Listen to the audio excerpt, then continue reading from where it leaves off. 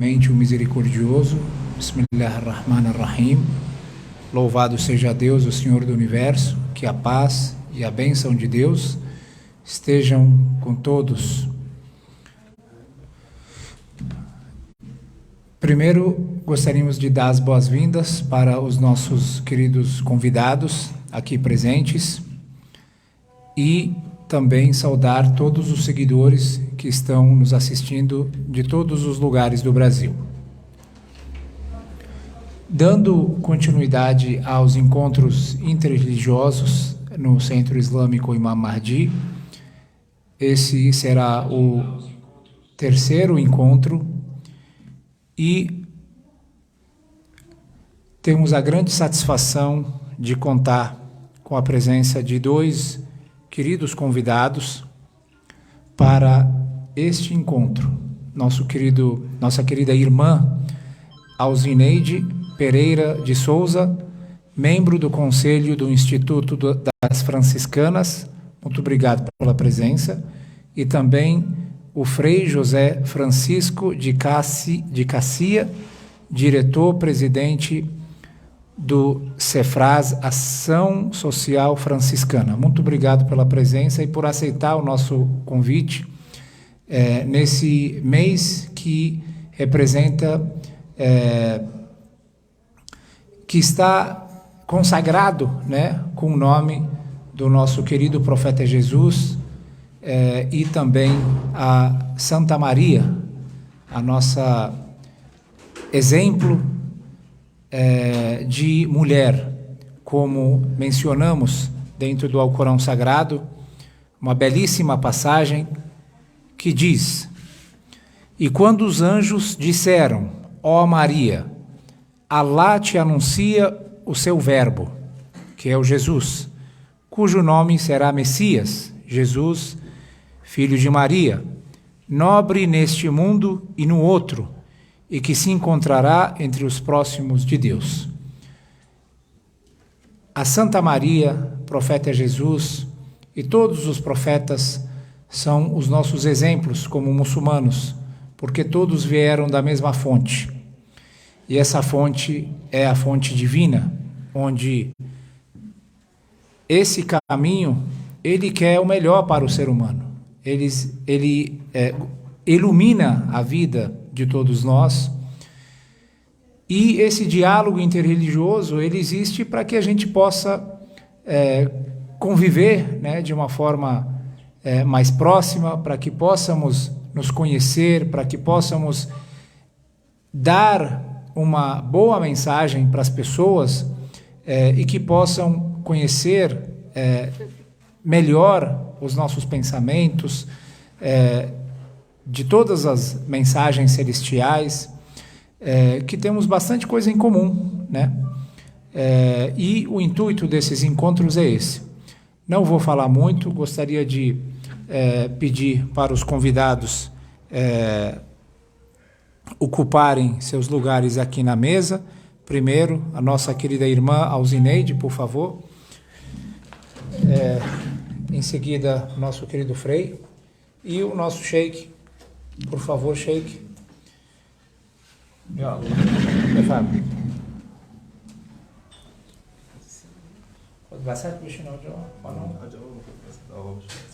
Por favor.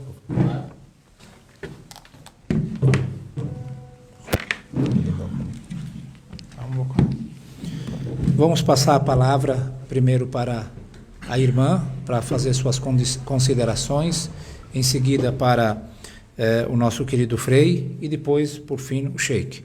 Muito obrigado.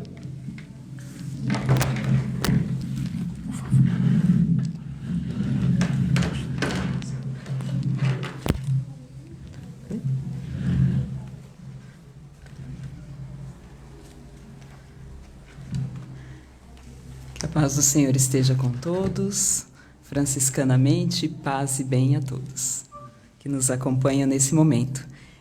Eu sou Alzineide Pereira de Souza, sou religiosa, católica, consagrada, franciscana, membro do Instituto das Franciscanas Filhas da Divina Providência.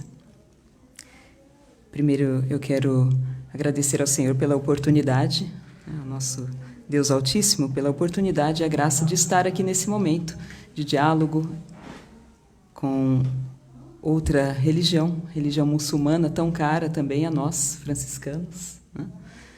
Agradeço muito o convite, tá? Do Centro Islâmico, na pessoa do Sheikh, na pessoa do Nasser. Muito obrigada. E falar de Jesus para nós católicos, cristãos, é um ponto central da nossa fé. E eu trouxe hoje para um traço apenas, como conversando com o Frei José Francisco, né, ele dizia, a pessoa de Jesus é muito abrangente, né, para trazer um todo assim, em pouco tempo. Mas vou trazer aqui algum traço da personalidade que tem muita relação com o que está também no livro sagrado do Alcorão. E o Frei também vai trazer algo contextualizando a pessoa de Cristo, né, Frei? Então, para isso, o que eu vou trazer de Jesus, vou começar com um texto do nosso livro sagrado, da Bíblia, do Evangelho de Jesus segundo Lucas. Uma parábola de Jesus, um escrito, uma história que ele contou para seus discípulos, para todos que o seguiam. Essa parábola está num conjunto de outras histórias, essa é a maior delas, que falam sobre a misericórdia.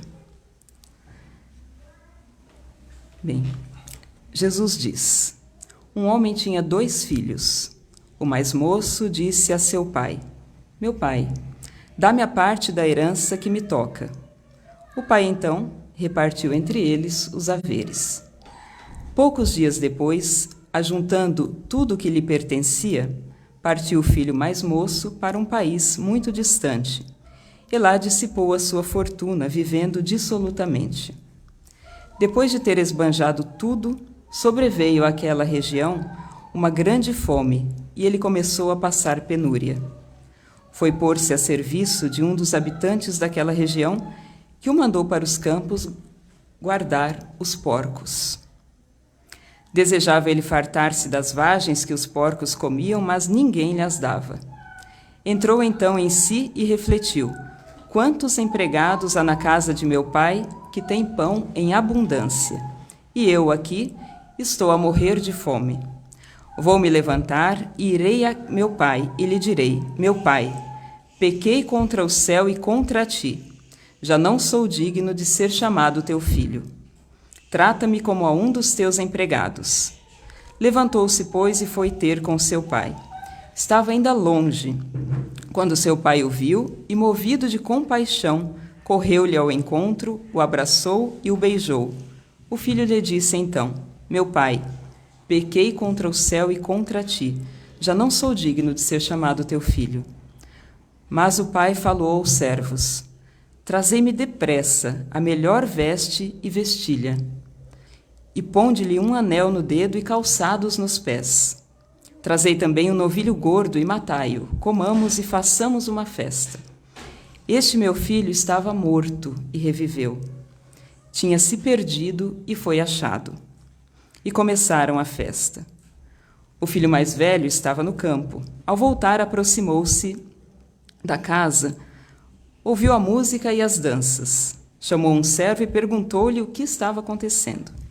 Ele lhe explicou: voltou teu irmão e o teu pai mandou matar um novilho gordo porque o reencontrou são e salvo. Encolerizou-se e não queria entrar, mas seu pai saiu e insistiu com ele. Ele então respondeu ao pai: há tantos anos que te sirvo sem jamais transgredir ordem alguma tua, e nunca me deste um cabrito para festejar com os meus amigos. E agora que voltou este teu filho, que gastou os teus bens com as prostitutas, logo lhe mandaste matar um novilho gordo. Explicou-lhe o pai: filho, tu estás sempre comigo e tudo o que é meu é teu. Convinha, porém, fazermos festa, pois este teu irmão estava morto e reviveu, tinha se perdido e foi achado. Esta é a parábola do pai amoroso, que por muito tempo foi conhecida entre nós, católicos, como filho pródigo, o filho que dispensava todos os bens do pai. Mas o centro da parábola é o pai, a pessoa, e essa pessoa que Jesus quer mostrar. Através da figura do pai, na história desta parábola, ele quer mostrar para nós uma mensagem que, à sua época, era bem distinta do que se pregava.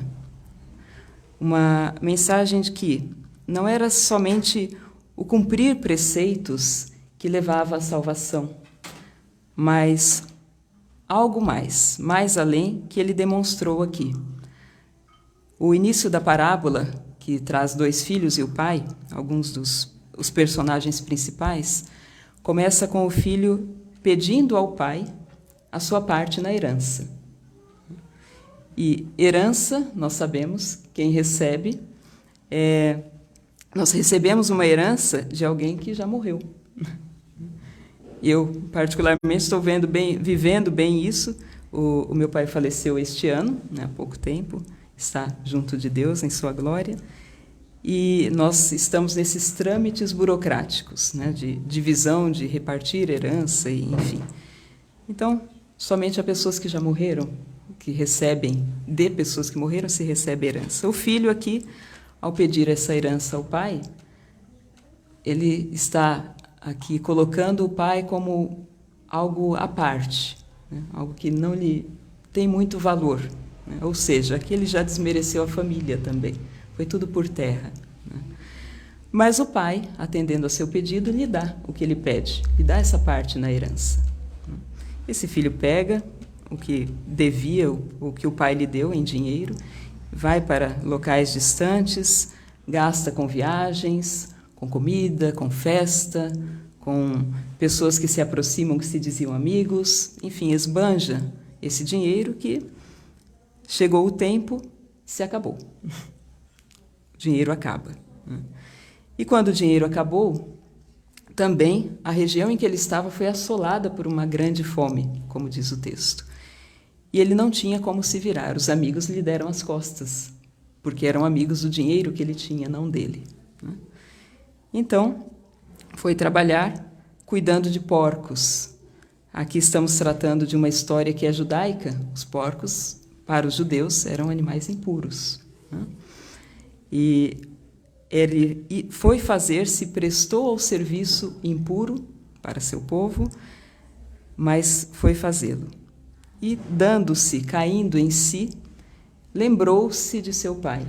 E não só do dinheiro do pai, mas de tudo que ele recebeu em sua casa paterna, que foi o amor, a acolhida, a ternura.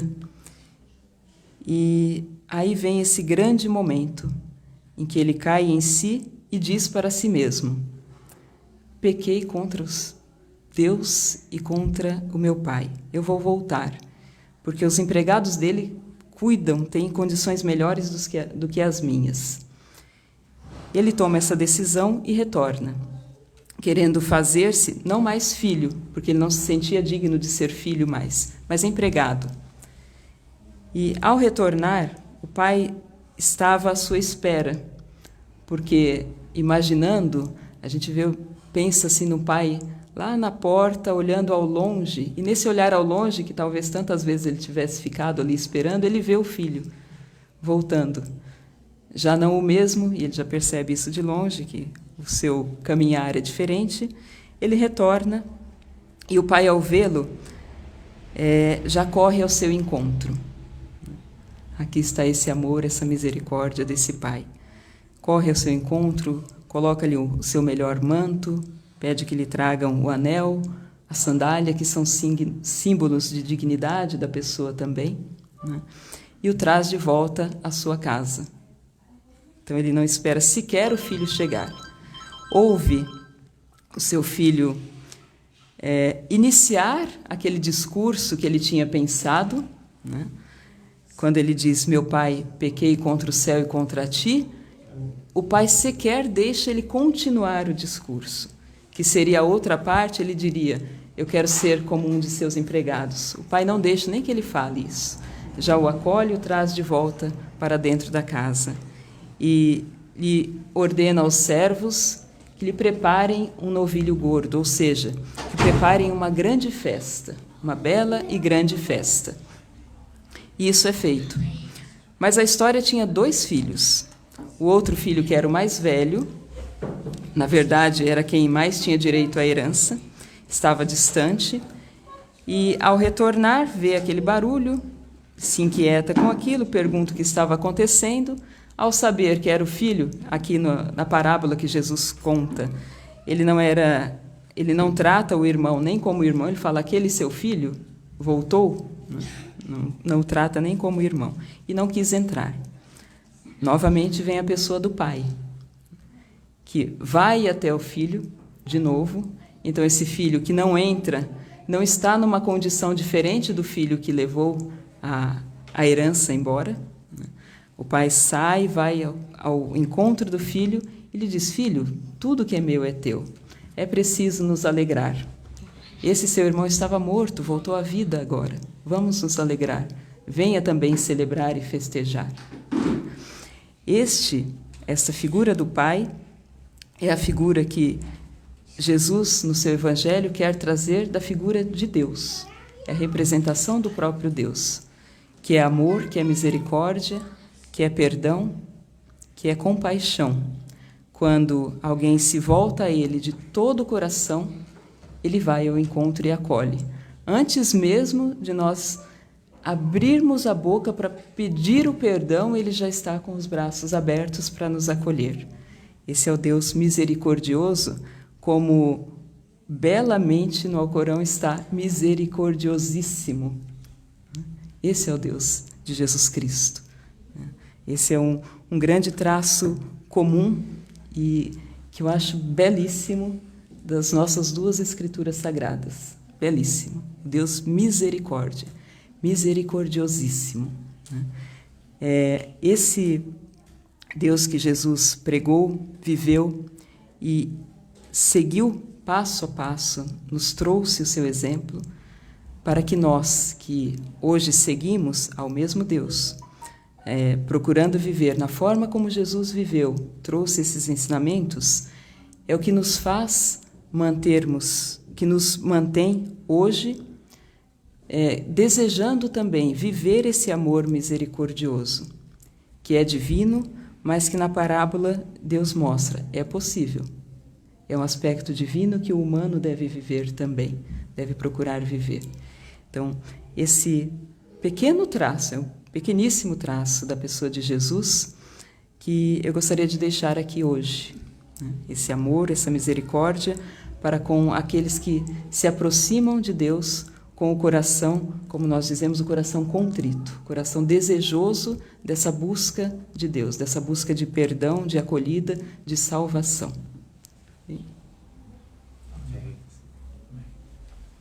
Obrigado.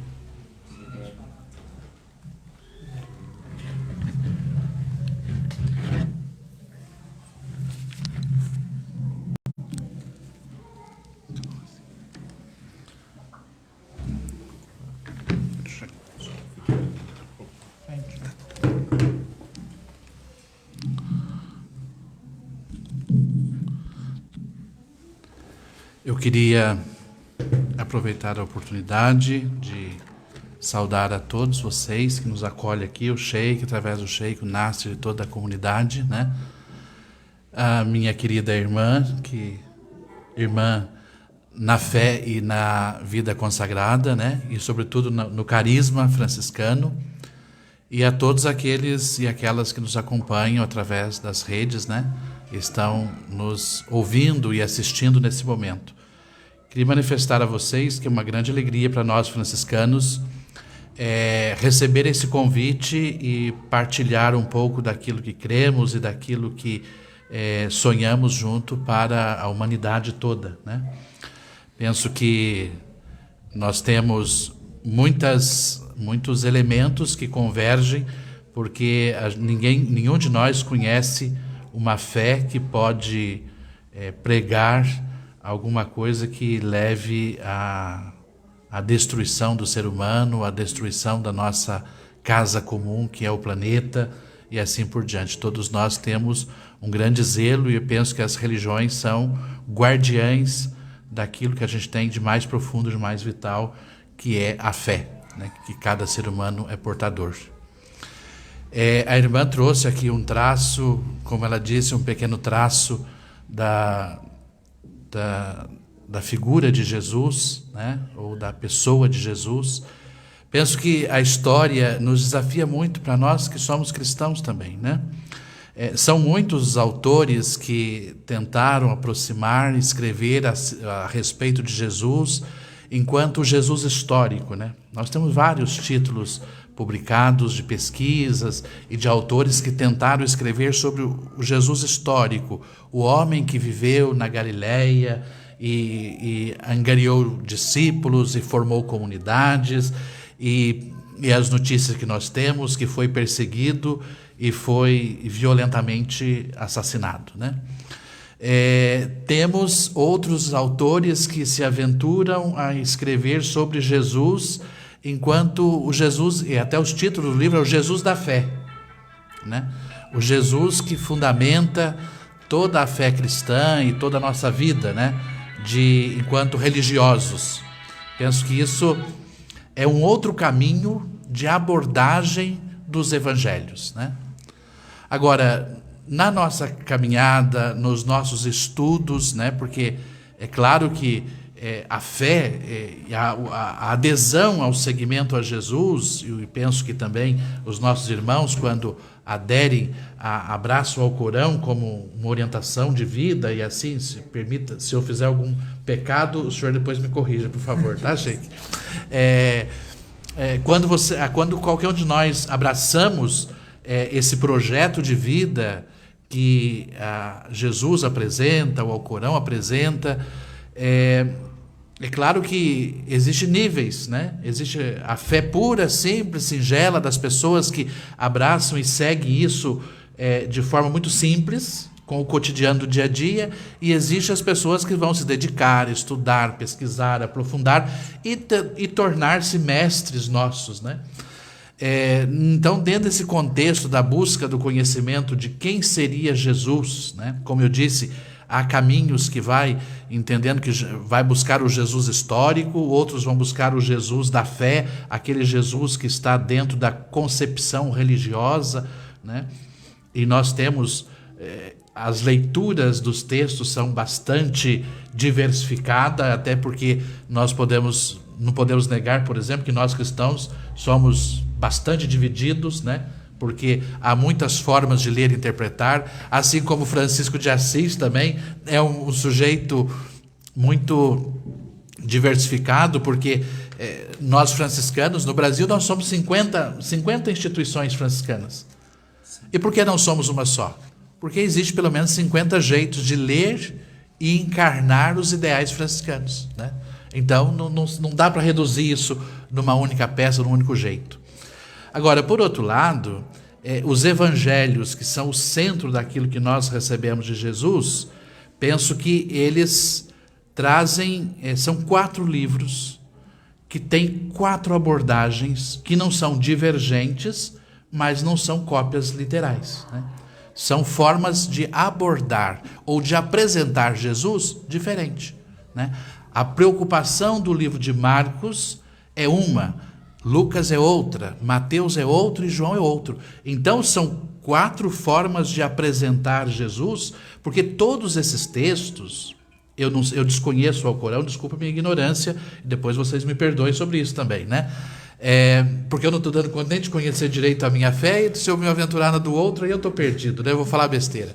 Mas para dizer o seguinte, que os evangelhos, nós não temos nenhum escrito que seja de própria autoria de Jesus, ou algum texto que nós temos notícia que eles foram escritos enquanto Jesus ainda vivia, né?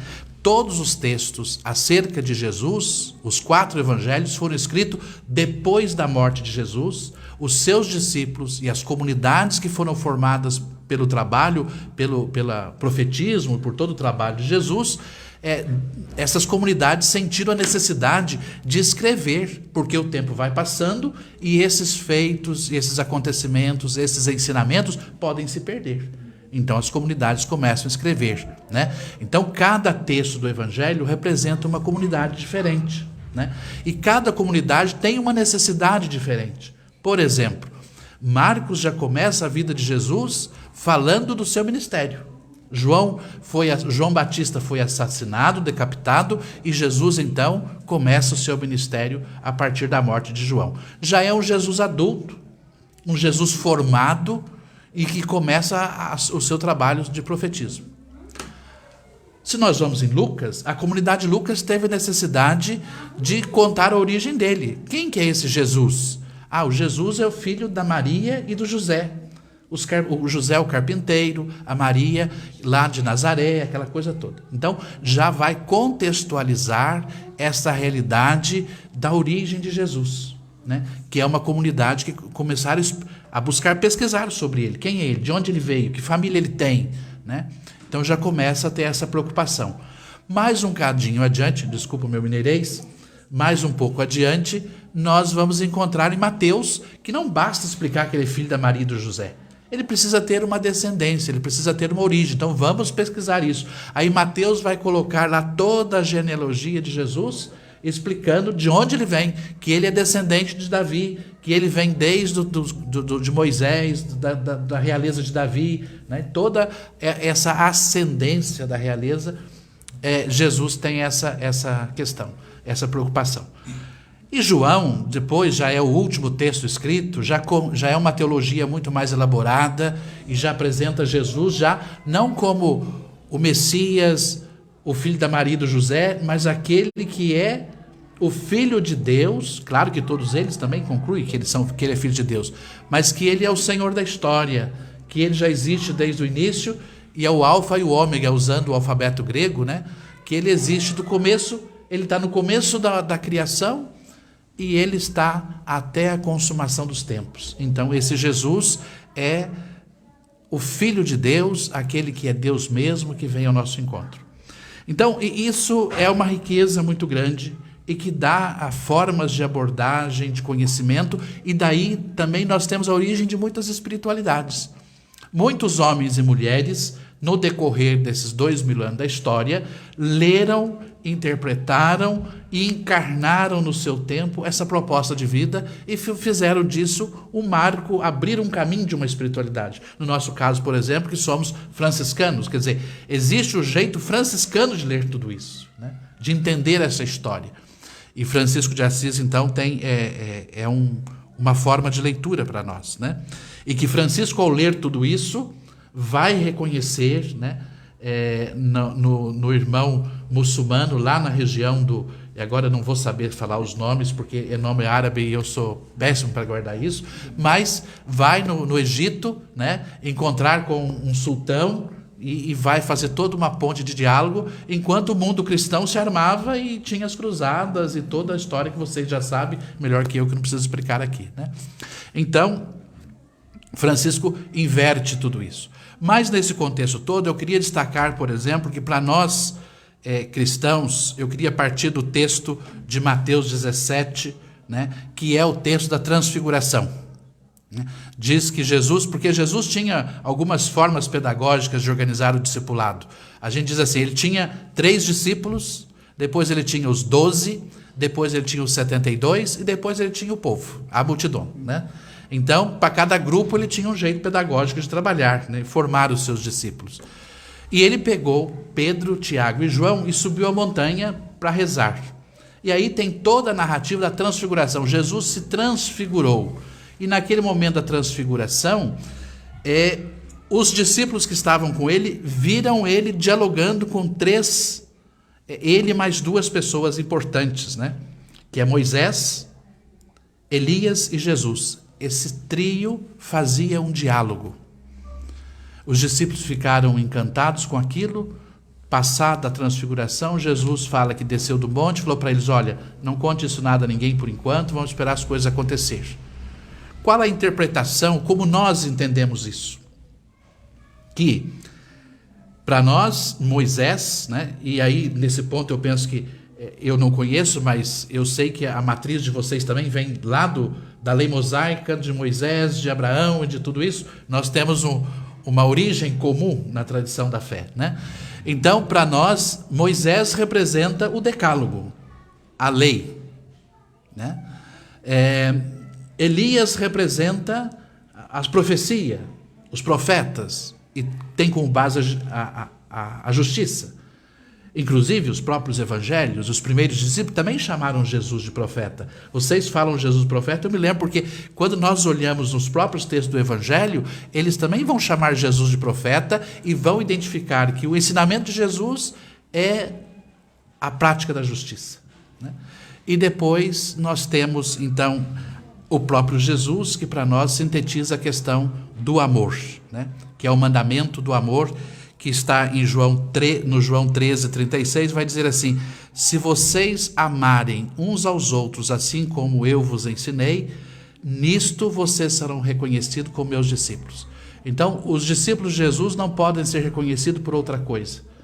Inclusive, a gente até faz brincadeira, você pode fazer milagres, você pode fazer muitas coisas, mas se você não for capaz de amar, você não traz a identidade de Jesus, do discipulado de Jesus, que é o amor, né?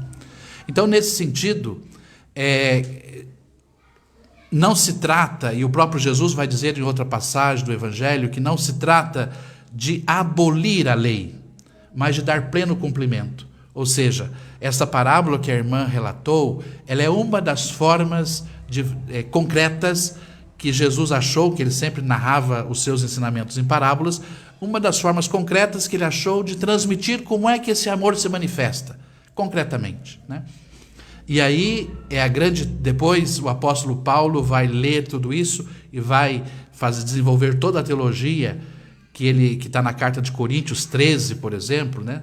No capítulo, primeira carta de Coríntios, no capítulo 13, vai dizer que o amor supera toda a lei, né?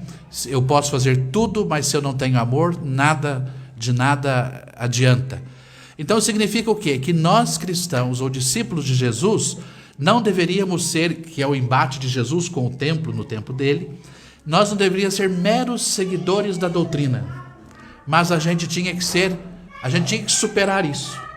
A gente tinha que viver isso não apenas como cumpridores da lei, do ponto de vista, ele pegou muito pesado com um grupo chamado fariseus, como os fariseus, que são pessoas que cumprem a lei e acham que isso basta. Jesus diz assim, não basta cumprir a lei, é preciso viver o espírito da lei, encarnar o espírito da lei. Ou seja, e aí, para nós, na trindade que compõe a própria divindade, nós chamamos de Espírito Santo, né? Então, nós cristãos devemos transpor a lei, não transgredir a lei, mas devemos transpor a lei, ir além da lei, ser homens do Espírito, homens que se guiam pela força, pela luz e pelo discernimento do Espírito. Ou seja, exige de nós alguma coisa que eu não posso simplesmente sentir confortado porque cumpro os mandamentos. Porque o amor é dinâmico, ele é vivo, ele não é estático como as leis e as regras muitas vezes são, né? Assim muitas vezes são interpretadas e praticadas.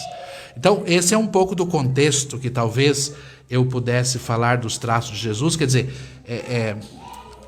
além de revelar um rosto de um Deus misericordioso, né? Um dos traços de Jesus é que ele mostra que Deus não é... Porque no Antigo Testamento nós temos lá Javé dos exércitos, quer dizer, o Senhor dos exércitos, da guerra, tudo isso. Para nós, o rosto de Deus, né, é de um pai, e de um pai misericordioso. Porque para viver o mandamento do amor, para amar a minha irmã, amar o meu irmão, eu preciso partir do princípio da misericórdia. E o princípio da misericórdia é o princípio do perdão. Porque nós somos todos um pouco malvados, uns com os outros, né? Já diz lá no Espírito que o Caim matou Abel. O espírito fraticida do irmão que agride o irmão. Então, para a gente amar, a gente precisa perdoar.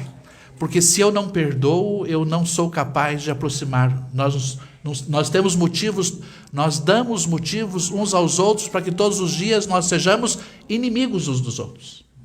Agora, se eu for experimentar a misericórdia e experimentar fazer a prática do perdão, o perdão me aproxima. E na aproximação eu descubro quem é o outro. Que é alguém tão simples, frágil e necessitado como eu. E aí a gente descobre também que é assim que Deus age conosco. Então, um pouco desses traços de um Deus misericordioso, de um Deus que revela essa dimensão de que nós devemos amar. Né? Um Deus que revela uma dimensão de uma vida no espírito e no espírito de amor. E nisso consiste a vida. Né? Nós temos como fundamento que Jesus foi morto e ressuscitou dos mortos. Por quê? Aí vem a primeira carta de São João, no capítulo 13, versículo 14. Nós só passamos da morte para a vida porque amamos. Quem não ama, permanece na morte. Então, depois, com o passar do tempo, entrou a perspectiva do inferno e do mal, né? E toda uma discussão que na história, aí a gente pode discutir a questão do Jesus histórico e do Jesus da fé. Entrou uma questão, por exemplo, que hoje os cristãos, sobretudo os cristãos católicos, têm muito medo de morrer e ir para o inferno. Né? Não ir para o céu, mas ir para o inferno. Ou seja, não ganhar a salvação, mas ir para o fogo eterno. Né? Alguns vão dizer para o mármore eterno. Então, isso entrou na caminhada da organização de fé cristã. Mas no começo, a grande questão dos cristãos é a vida e a morte. Que caminho, e aí porque está lá no Antigo Testamento também, escolhe a vida e viverás, escolhe a morte e morrerás. Então, a perspectiva, o amor é o caminho da vida. E é claro, o caminho da salvação. Né? Desculpa se eu me alonguei, e se eu falei muita coisa, e ao mesmo tempo eu criei não sei se eu criei mais discernimento ou confusão, mas estamos abertos e quem sabe podemos ir conversando mais. Obrigado. Obrigado. Com licença.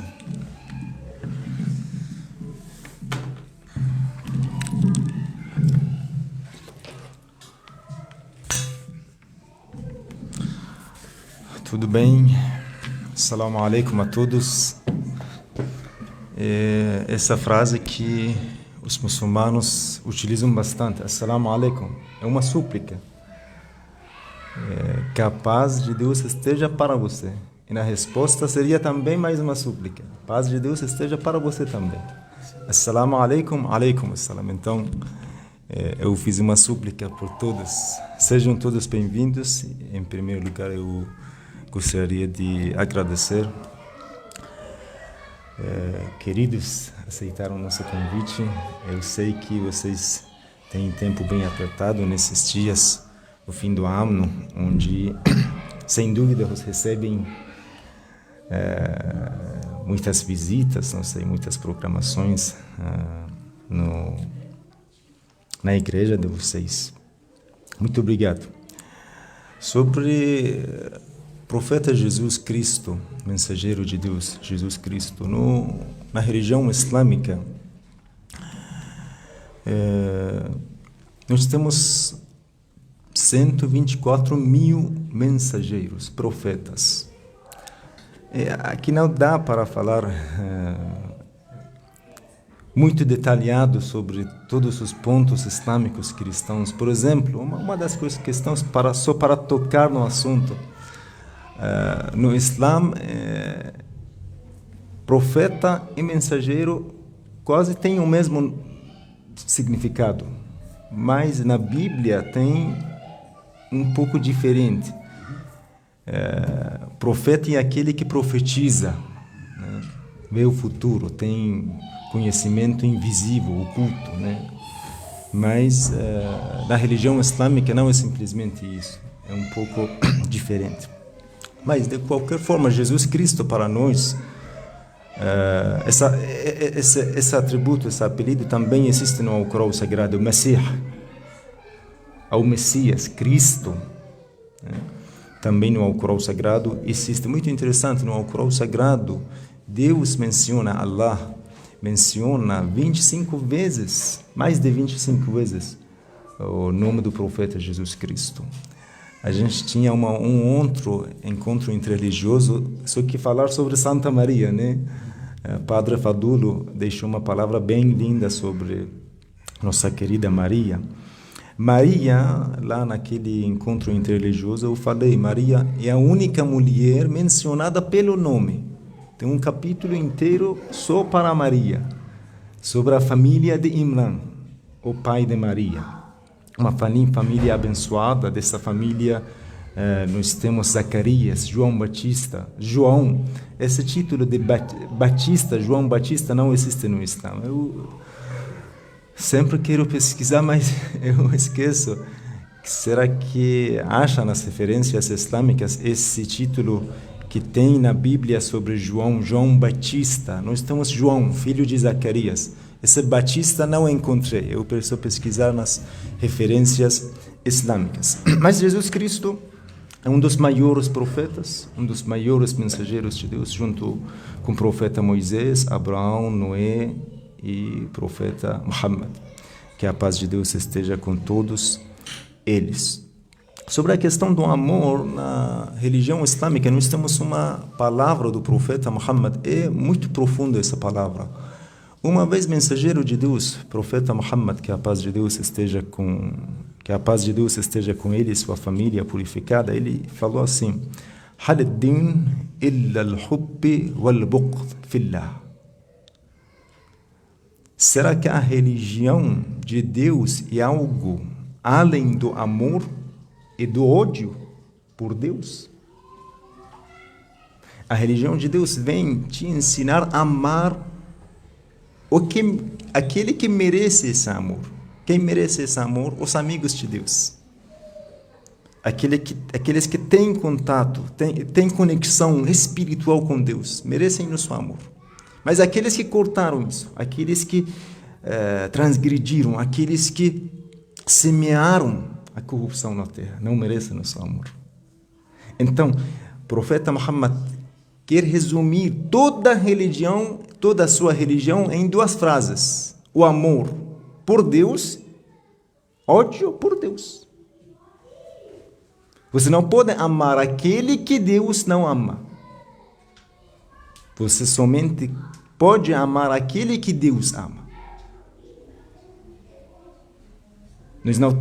Isso é muito, muito importante na religião islâmica. Nós não temos o conceito do amor absoluto, amor sem limite. Não, nós temos ódio.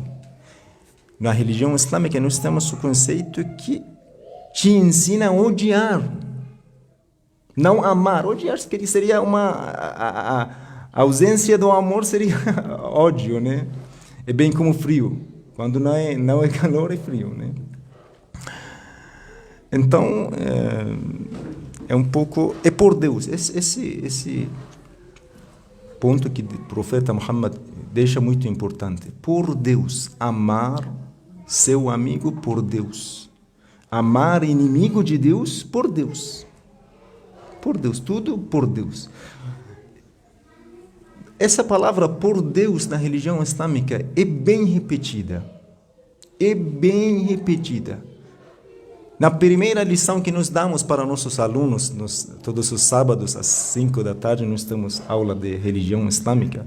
Falamos isso. O islamismo vem te ensinar como entregar sua vida a Deus. O Islã significa submissão. Você aprende como entregar toda a sua vida. Não só um dia durante a semana, sexta-feira, vai, faz sua oração e volta para sua casa e esquece. Não. Todos os momentos, você precisa sentir a presença de Deus na sua vida. Deus existe. Mas, geralmente, infelizmente, hoje em dia, pessoas vivem como Deus não existe. Como não tem ninguém que observa, como não tem ninguém, como não existe o dia do julgamento. Existe. Tudo está sendo observado, está sendo registrado.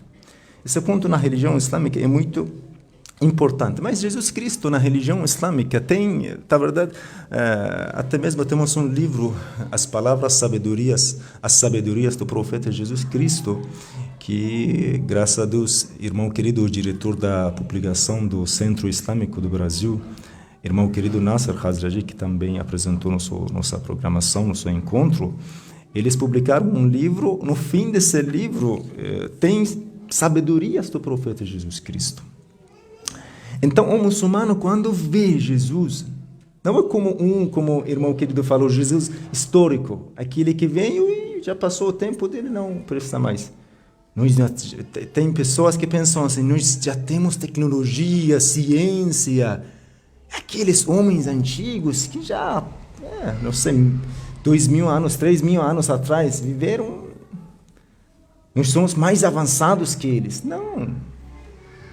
A palavra de Jesus, a palavra de Muhammad, a palavra de Moisés, a palavra de Abraão e a palavra da vida. E o segredo da vida. Se você não tem a conexão com isso, se você não segue os passos dele, você vai perdição. Você vai andar o caminho da perdição. Caminho da aniquilação. Você perde. Deus enviou eles para que fossem o exemplo da misericórdia.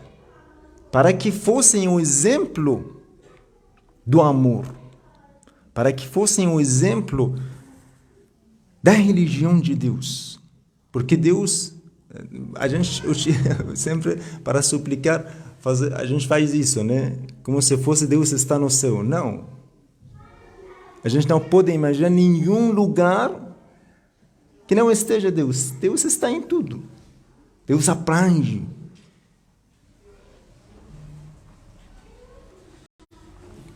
Temos um conceito também no Alcorão Sagrado, também temos onipresença, onipresente, onipresente. Então, a primeira coisa que na religião islâmica a gente encontra bastante sobre o profeta Jesus Cristo, ele é conhecido como um mensageiro sábio. É conhecido como suas sabedorias. Al-Hikmah, sabedoria, uma palavra profunda, uma palavra bem simples, mas se você mergulhar, tem uma profundeza. Jesus Cristo é conhecido assim.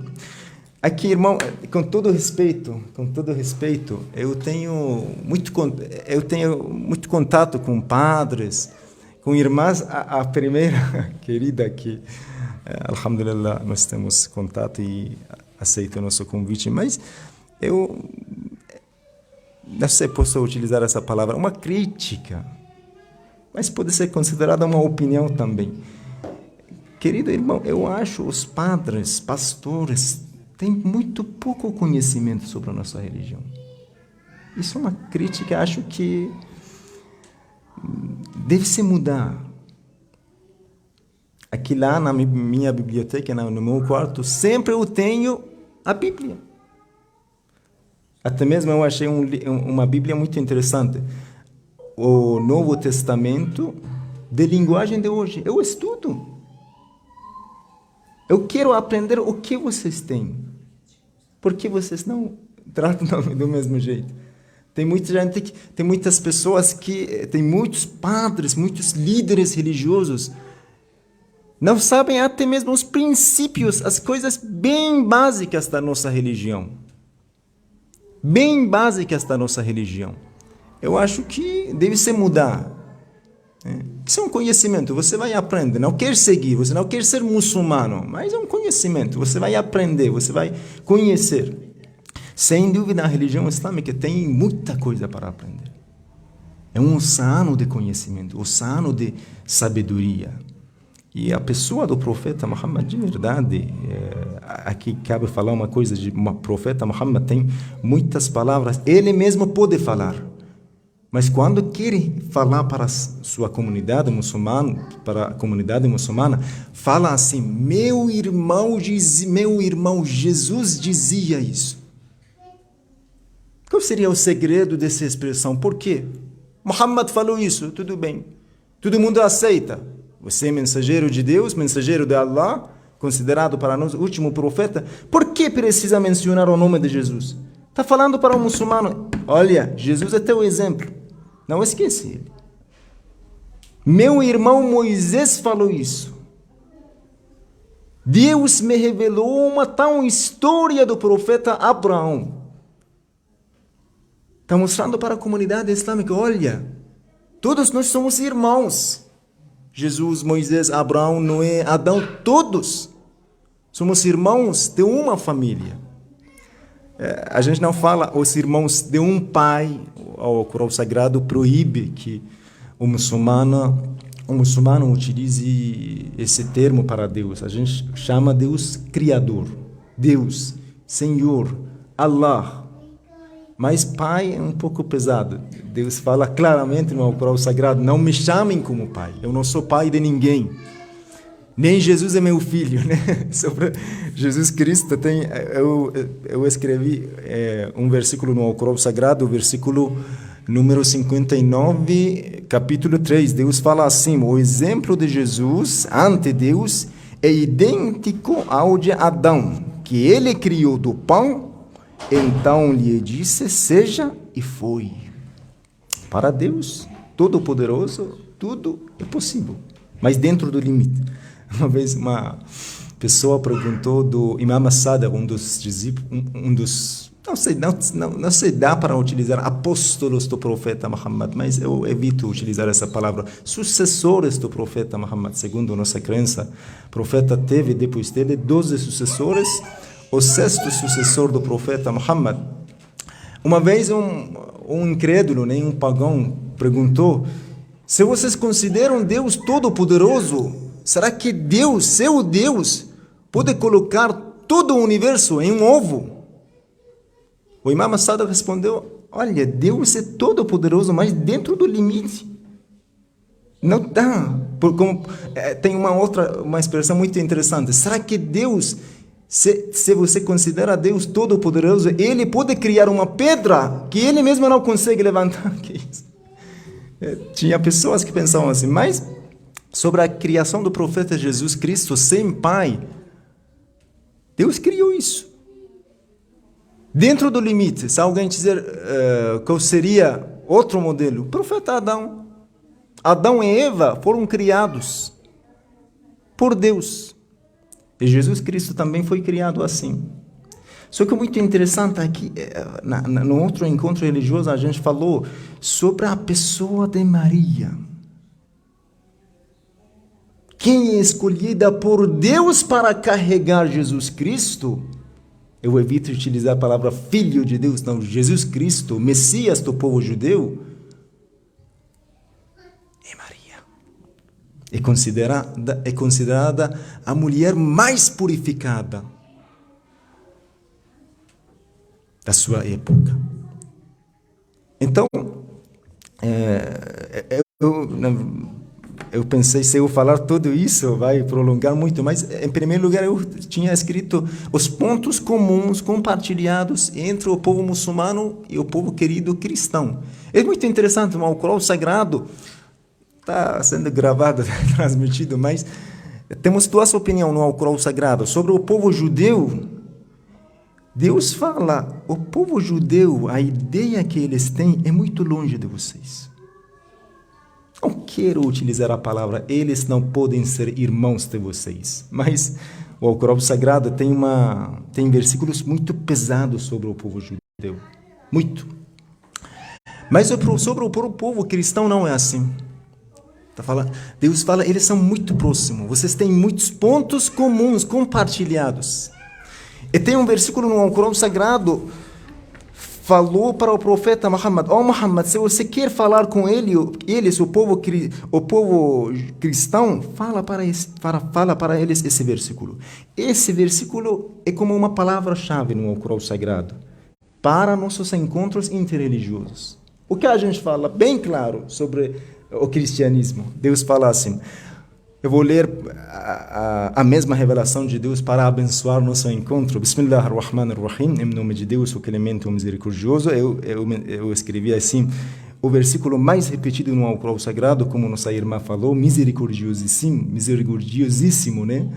Esse versículo, em nome de Deus, o clemente e o misericordioso. O versículo mais repetido no Alcorão Sagrado, isso. E Deus continua. Ó Muhammad, قل يا أهل الكتاب تعالوا إلى كلمة سواء بيننا وبينكم ألا نعبد إلا الله ولا نشرك به شيئا.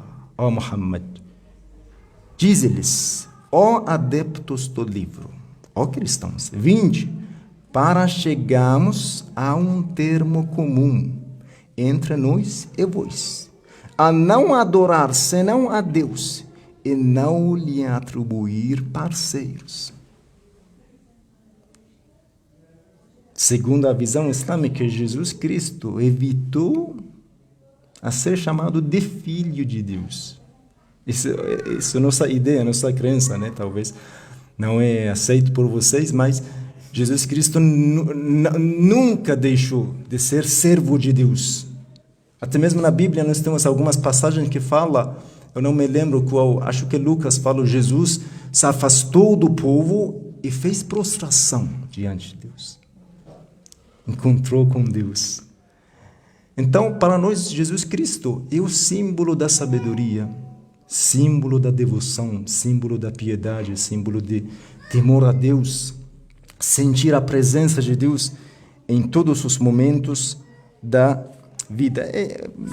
Fica muito prolongado, mas temos alguns pontos, por exemplo, sobre os milagres do profeta Jesus Cristo. É bom mencionar essas coisas sobre Jesus Cristo que existem no Alcorão Sagrado. Fala, segundo o Alcorão Sagrado, um dos milagres do profeta Jesus Cristo, ele preparou uma mesa servida, enviado do paraíso para seus companheiros, seus discípulos, né? E outras pessoas.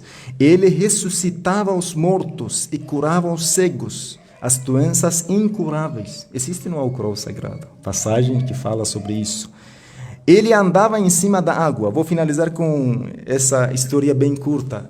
Alguns dias atrás eu estava lendo um livro, o livro mais importante depois do Alcorão Sagrado, um livro chamado Usul al-Kafi. Os princípios suficientes. Não sei, irmão querido, traduzir corretamente ou não. Uma vez Jesus Cristo, com um dos seus discípulos, chegaram próximo da água, beira do mar.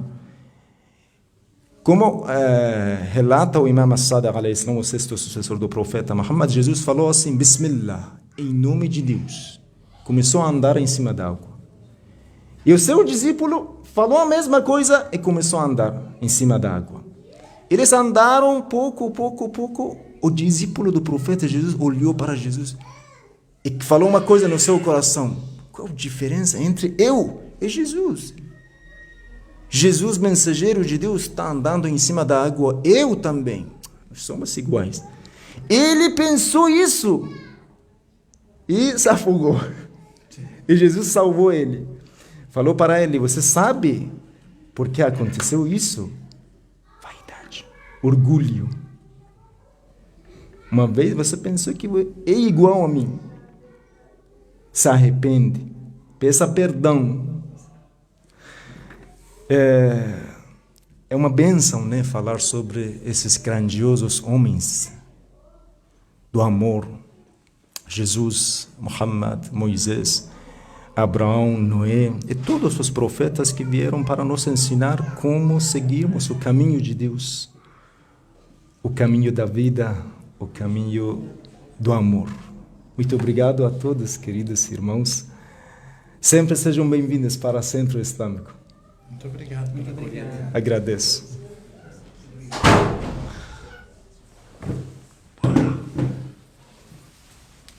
Por favor. Muito obrigado pela presença, obrigado pelo tempo. Eu que agradeço. E nessa ocasião gostaríamos de presenteá-los com um livro que relata sobre as passagens do Jesus. Por favor, aqui. Sim.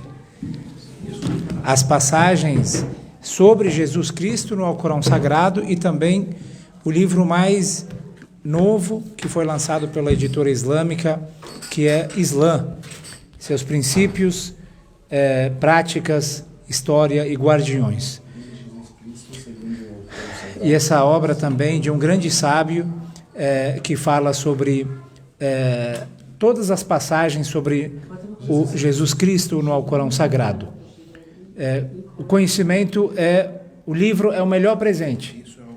Então, a gente presenteia-los com os livros e esperamos que façam uma boa leitura. A introdução à Nada, festa. que é isso. Seria isso? Sim. Nesse sentido.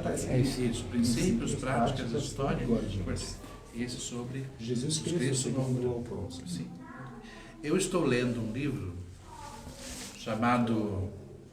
comecei a ler há pouco tempo. Chamado Zelota. É um livro sobre Jesus. Em iraniano escreveu esse livro. Isso que eu ia falar. Mas pelo que eu entendi, o autor ele foi ou é muçulmano, alguma coisa, ou foi muçulmano, ou ele veio do universo da fé muçulmana, e não sei se ele ainda continua sendo muçulmano, mas alguma coisa... Ele era muçulmano, virou evangélico e depois mudou mais uma vez para ser muçulmano. É uma história um pouco diferente. Sim, e ele escreveu, eu estou lendo o livro lá, é uma outra visão, uma outra abordagem do que a gente está acostumado a ver, mas... Zelota, sim. Em persa também foi traduzido Qayur. Zelota, aquele que...